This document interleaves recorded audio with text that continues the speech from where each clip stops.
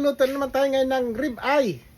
In-bone rib eye steak. Yan. So ngayon dahil Memorial Day, mag-ihaw tayo ng in-bone na rib eye steak. Yan. O, laki nito oh. Yan, lagyan naman ulit natin ng Kinder's na seasoning. At masarap ito, mabango. Yan. Yan, lagay na natin. Ayun, luto na oh. Ang sarap ng amoy. Ang sarap kumain, nakakagutom na naman. Yan, ilagay na natin dito at ihanda na natin at ready na tayong kumain para sa Memorial Day. At syempre sabayan din natin ng mushroom para masarap. Alam mo, masarap ang mushroom na ito pag iniihaw. Ayan, oh, mabango din. Sarap. Ayan, tikman na natin. Masarap. Ayun, no?